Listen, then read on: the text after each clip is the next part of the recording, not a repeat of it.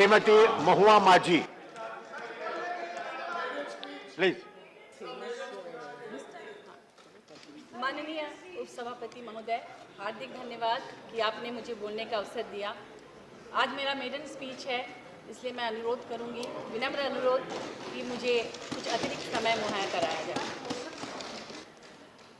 मैं धरती आबा बिरसा मुंडा के उस झारखंड से आई हूँ जिस धरती के नीचे अकूत खनिज संपदा है। कोयला, लोहा, यूरेनियम, बॉक्साइट और न जाने क्या क्या पूरे देश को सप्लाई करता है। लेकिन दुर्भाग्य ये है कि उस धरती के ठीक ऊपर रहने वाले लोग बहुत गरीब हैं, अत्यंत ही गरीब।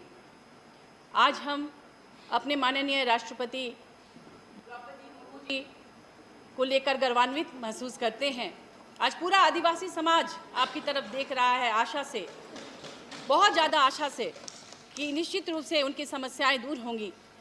लेकिन माननीय महोदय, मैं यही कहना चाहूँगी कि अगर इस जीएसटी और महंगाई से सबसे ज़्यादा प्रभावित कोई होगा, जिसका दुष्प्रभाव उन पर पड़ेगा, वो आदिवासी समाज ही है, जिसमें सिर्फ झारखंड ही नहीं बल्कि बंगाल, छत्तीसगढ़, उड़ीसा, बिहार और इस जैसे जितने भी गरीब और आदिवासी बहुल प्रदेश हैं, वहाँ की तमाम महिलाओं पर, तमाम बच्चों पर, तमाम लोगों पर इसका प्रभाव पड़ेगा। अगर मैं झारखंड की बात करूं, चूँकि मैं झारखंड में महिला आयोग की अध्यक्ष रही हूं, विमेन कमीशन की चेयरपर्सन, और कई सालों तक काम करने का अवसर मिला, तो जो समस्याएं हैं उसे मैंने ग्रास रूट लेवल पर देखा है, बहुत करीब से देखा है और उसको मैंने समझने की कोशिश की है। झारखंड और उस जैसे प्रदेशों की जो सबसे बड़ी समस्या है वो माइग्रेशन की समस्या है। आप सभी जानते हैं कि ह्यूमन ट्रैफिकिंग को लेकर कितनी बड़ी समस्याएं हैं यहाँ पर। पन्नालाल जैसे ट्रैफिकर्स जो अभी जेल में हैं, उन्होंने सिर्फ झारखंड से 15,000 लड़कियों की तस्करी की थी। वो लड़कियाँ क्यों अपना घर छोड़कर, अपने माँ बाप को छोड़कर, अपने गांव को छोड़कर दिल्ली में, असम में, हरियाणा में और न जाने कहाँ, पंजाब में जाकर वो अपने घर से दूर, परिवार से दूर वहाँ जाकर मेहनत करती हैं 2 पैसों के लिए, क्योंकि वहाँ बहुत ज़्यादा गरीबी है।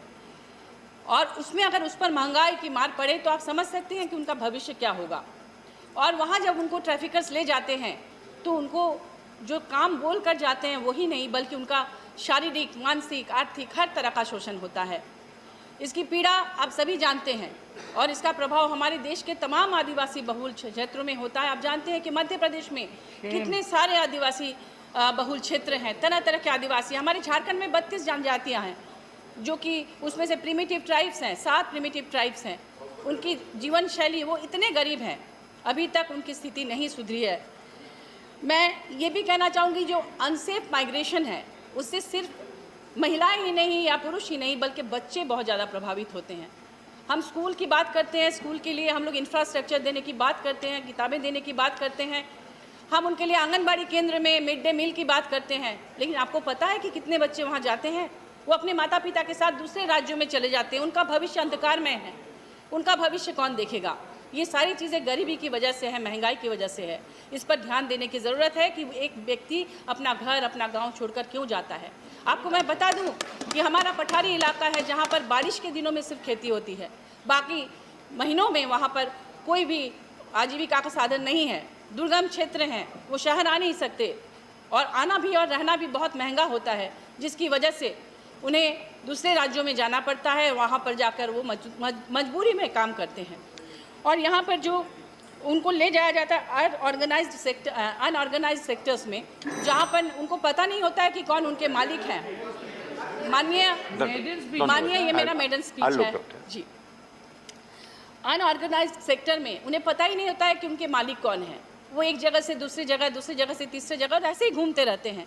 जब उनकी दुर्घटना होती है तो उनको पता नहीं होता है कि कौन उनकी देखरेख करेगा। उनके लिए कोई बीमा पॉलिसी नहीं है, कुछ नहीं है और ऐसे लोगों की संख्या लाखों में है। आपको पता होगा कि वहाँ डायन प्रथा है। डायन प्रथा के पीछे की वजह भी मैंने देखी है। डायन कौन घोषित करता है? जिसमें कि महिलाओं को टॉर्चर किया जाता है, उनके नाखून उखाड़ दिए जाते हैं, बाल नोच दिए जाते हैं, उनको मैला पिलाया जाता है, उनको पूरे गाँव में नंगा करके घुमाया जाता है। डायन करार देते हैं ओझा, गुनी, भोक्ताइन।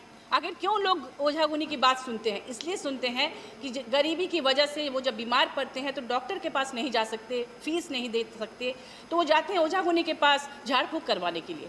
और झाड़ फूँक करके जब कोई बीमारी ठीक नहीं होती तो तुरंत वो गांव की किसी ऐसी महिला को डायन घोषित कर देते हैं और कहते हैं कि ये बीमारियों की वजह, इनकी मौत की वजह ये डायन है।